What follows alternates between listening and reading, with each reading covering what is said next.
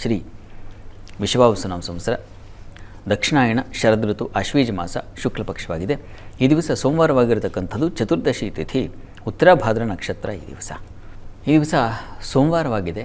ಚಂದ್ರನಿಗೂ ಪೂರ್ಣವಾದ ಕಳೆಗಳು ತುಂಬಿವೆ.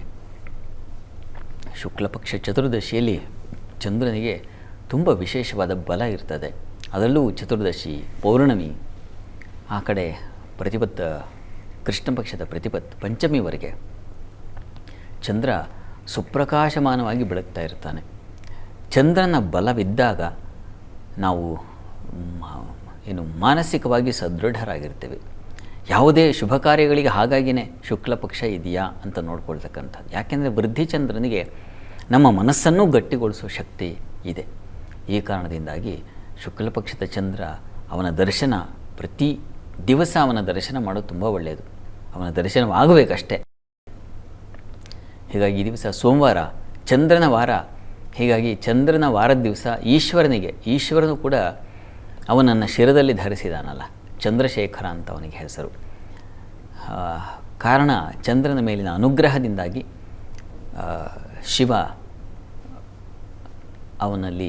ಶಿವನ ಸಾನ್ನಿಧ್ಯದಲ್ಲಿ ಚಂದ್ರನಿದ್ದಾನೆ. ಹೀಗಾಗಿ ಈ ದಿವಸ ಈಶ್ವರನ ಆರಾಧನೆ ಮಾಡ್ತಕ್ಕಂಥದ್ದು. ನಮ್ಮ ಮನಸ್ಸಿಗೆ ಅಧಿಪತಿಯಾಗಿರ್ತಕ್ಕಂಥ ಚಂದ್ರ ಮನಸ್ಸಿನ ಕೊಳೆಗಳನ್ನೆಲ್ಲ ತೆಗೆದುಹಾಕ್ತಾನೆ. ತನ್ಮೂಲಕ ಭಗವಂತನ ಸಮೀಪಕ್ಕೆ ಹೋಗಲಿಕ್ಕೆ ಒಂದು ದಾರಿ ಮಾಡಿಕೊಡ್ತಾನೆ ಅಂತಕ್ಕಂಥ ಒಂದು ಸೂಕ್ಷ್ಮ ಇದರಲ್ಲಿದೆ. ನಮ್ಮ ಮನಸ್ಸಿನಲ್ಲಿ ಎಷ್ಟು ಕೊಳೆ ತುಂಬಿಕೊಂಡಿದೆ, ಇದನ್ನು ನಿವಾರಿಸಿಕೊಳ್ಳೋದು ಹೇಗೆ?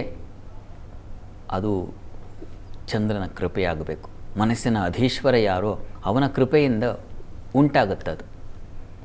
ಹೇಗೆ ಒಂದು ಗಿಡಕ್ಕೆ ನಾವು ಅದನ್ನು ಬೆಳೆಸುವಾಗ ಗೊಬ್ಬರವನ್ನು ಹಾಕ್ತೀವಿ, ಇನ್ಯಾವುದೋ ಒಂದು ರಾಸಾಯನಿಕವನ್ನು ಹಾಕ್ತಕ್ಕಂಥದ್ದು, ಅಂತೂ ಬೇಡದ್ದು ಯಾವುದು ಸ್ವೀಕಾರಕ್ಕೆ ಯೋಗ್ಯವಲ್ವೋ ನಮಗೆ, ಅದನ್ನು ನಾವು ಹಾಕ್ತೀವಿ ಗಿಡಕ್ಕೆ. ಆದರೆ ಅದರಿಂದ ಬರ್ತಕ್ಕಂಥ ಫಲ ಏನಿದೆ, ಒಂದು ಹೂವಿನ ಗಿಡಕ್ಕೆ ಹಾಕ್ತಕ್ಕಂಥ ಗೊಬ್ಬರಕ್ಕೆ ಅದರಲ್ಲಿ ಎಷ್ಟೋ ಕೊಳಕು. ನಮ್ಮ ಮನಸ್ಸು ಹಾಗೆ ಕೊಳಕಿನಿಂದ ಅದು ಬೇರೆ ಹೇಗಿದೆಯಪ್ಪ ಅಂದರೆ ಕೊಳೆಯಿಂದ ತುಂಬಿದೆ. ಆದರೆ ಚಿಂತನೆಗಳು ಅಂತಕ್ಕಂಥ ಫಲ ಏನಿದೆ, ಅದು ಪುಷ್ಪ ಹೇಗೆ ಹೂ ಬಿಡುತ್ತೋ ಆ ರೀತಿಯಲ್ಲಿ ಉಂಟಾಗಲಿ. ನನ್ನಲ್ಲಿದೆ ದೋಷ, ಕಲ್ಮಶ ನೂರಾರು ಇದೆ, ಅದನ್ನೆಲ್ಲ ಗಿಡದ ಬುಡಕ್ಕೆ ಹಾಕಿದ ಗೊಬ್ಬರದ ರೀತಿಯಲ್ಲಿ ಅಂತ ಅಂದುಕೊಂಡ್ಬಿಡು. ಆದರೆ ಆಲೋಚನೆಯ ಒಟ್ಟಿಗೆ ಬರುವಾಗ, ಕಾರ್ಯದ ಕೆಲಸಕ್ಕೆ ತೊಡಗುವ ಸಂದರ್ಭದಲ್ಲಿ ಆ ಮಟ್ಟಕ್ಕೆ ಅದು ಪುಷ್ಪವಾಗಲಿ, ಅದು ಹಣ್ಣಾಗಲಿ, ಫಲವಾಗಲಿ, ಪುಷ್ಪವಾಗಲಿ, ಆ ರೀತಿಯಲ್ಲಿ ಕಾರ್ಯಗಳನ್ನು ಮಾಡಿಸು ಅಂತ ಭಗವಂತನಲ್ಲಿ, ಈಶ್ವರನಲ್ಲಿ, ಚಂದ್ರನಲ್ಲಿ ಪ್ರಾರ್ಥಿಸಬೇಕು. ಆ ಮನಸ್ಸಿನಲ್ಲಿರ್ತಕ್ಕಂಥ ಕೊಳೆಯೂ ಒಂದು ಫಲವಾಗಿ, ಆ ಕಲ್ಮಶವೂ ಒಂದು ಪುಷ್ಪವಾಗಿ ಅದು ಪರಿವರ್ತನೆಯಾಗಲಿ ಅಂತ ನಾವು ಈಶ್ವರನಲ್ಲಿ ಪ್ರಾರ್ಥನೆ ಮಾಡಬೇಕು. ಆ ದೃಷ್ಟಿಯಲ್ಲಿ ಭಗವತ್ ಸಮೀಪಕ್ಕೆ ಹೋದರೆ ಚಂದ್ರನಿಂದ ಆ ದೋಷಗಳೆಲ್ಲ ನಿವಾರಣೆಯಾಗುತ್ತೆ.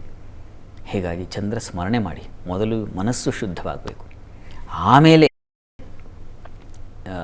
ಮುಂದಿನದ್ದು. ಹೀಗಾಗಿ ಈ ದಿವಸ ಹಾಗೆ ಕಲ್ಮಶವಿದೆಯೋ ಇಲ್ಲವೋ, ಏನಿದ್ರೂ ಕೂಡ ನಿನ್ನ ಸಮೀಪಕ್ಕೆ ಬಂದು ಕೂಡಲೇ ಅದು ಫಲವಾಗಲಿ, ಪುಷ್ಪವಾಗಲಿ ಅಂತ ಪ್ರಾರ್ಥನೆ ಮಾಡೋಣ. ಒಳ್ಳೆಯದಾಗಲಿ.